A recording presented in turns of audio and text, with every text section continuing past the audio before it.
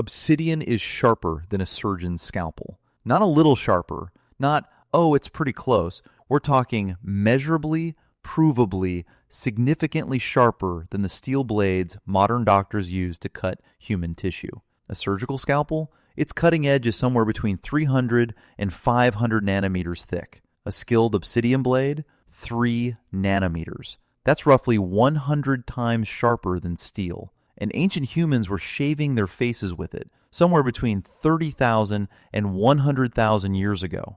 Let that sink in for a second. Here's what most people get wrong about ancient technology. They picture it as rough, crude, good enough for the time.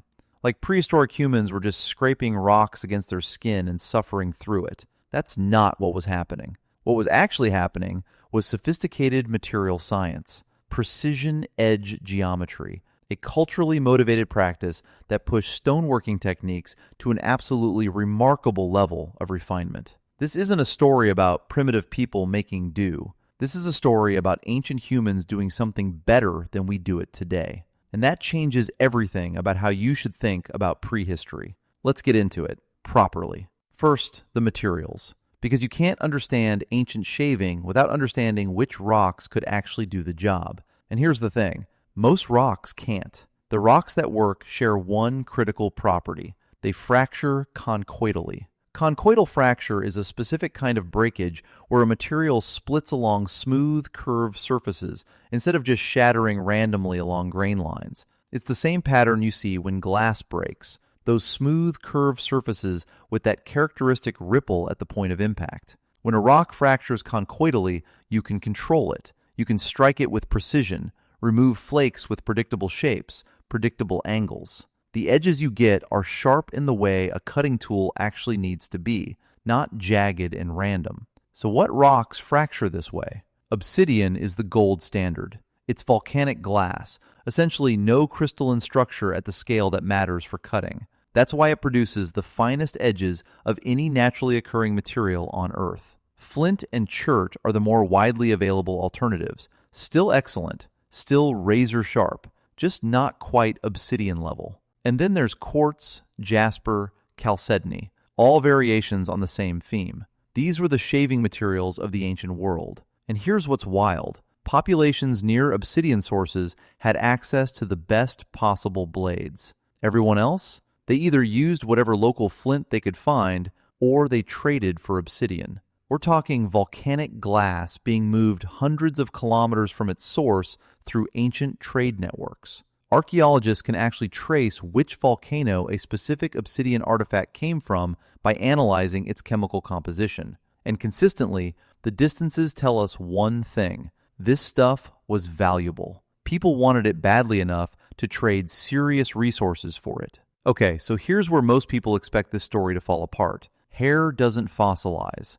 Beard stubble doesn't leave a signature in the archaeological record. So how do we actually know ancient humans were shaving? Turns out, we have multiple lines of evidence, and they all point the same direction. The most direct evidence is biological. Preserved ancient remains, Egyptian mummies, Andean mummies, bodies pulled from the peat bogs of northern Europe, they consistently show evidence of facial grooming. Shaved faces, maintained heads. The practice predates metal by thousands of years. Then there's microscopic wear analysis. Researchers examine stone tools under electron microscopy, looking at edge damage to figure out what materials a tool was used against. And they've identified tools from Paleolithic sites with wear patterns consistent with scraping soft organic material, specifically skin and hair. That signature looks different from cutting plants, scraping hides, or butchering meat. Different enough that researchers can reliably ID grooming tools in an archaeological assemblage. Cave art adds another layer. Human figures painted tens of thousands of years ago across multiple continents consistently show faces without heavy beard growth.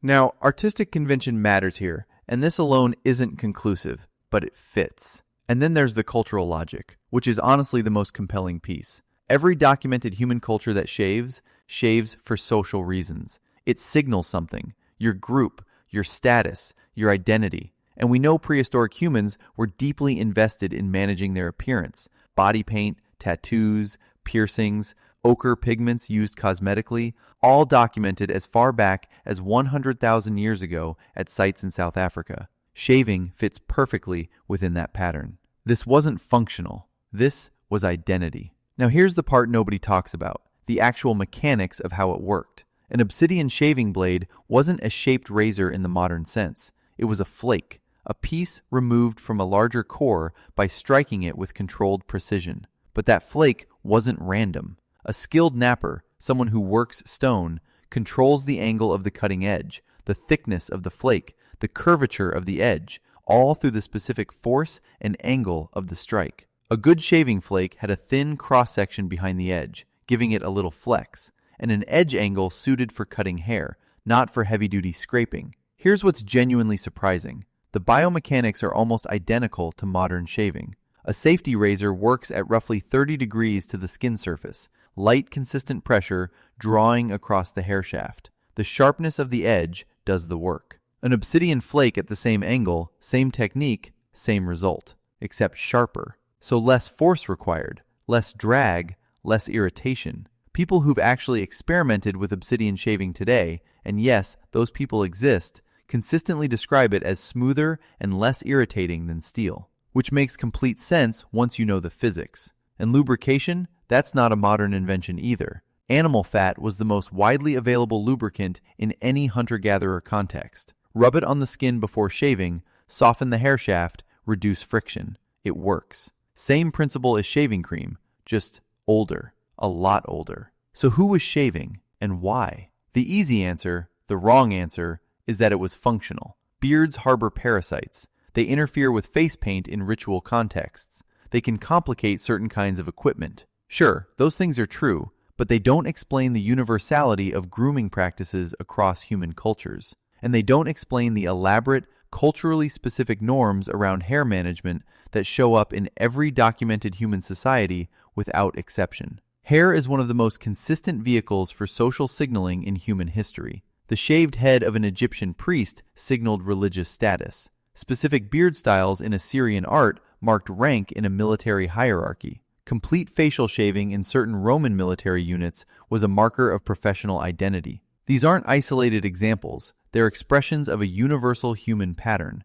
using hair as a visible, controllable, readable signal of who you are and where you belong. And that pattern didn't start with civilization. The evidence from Blombos Cave in South Africa, ochre-stained shells, perforated ornaments dating to around 75,000 years ago, tells us prehistoric humans were investing serious effort in appearance-based social communication tens of thousands of years before anyone wrote anything down. Shaving was part of that. It was identity. It was status. It was belonging. Here's what I want you to take away from this. Ancient humans weren't primitive. They weren't scraping along with crude tools hoping for better. They were sophisticated, socially complex, deeply motivated people who happened to be working with the best materials their environment offered. And in the case of obsidian, those materials were better than what we use today. The next time someone talks about prehistoric humans like they were barely getting by, remember the 3 nanometer edge. Remember the 100 times sharpness advantage. Remember that surgeons in the late 20th century started reaching back to ancient technology because it outperformed modern steel. That's not primitive. That's a level of material mastery we're still trying to fully appreciate.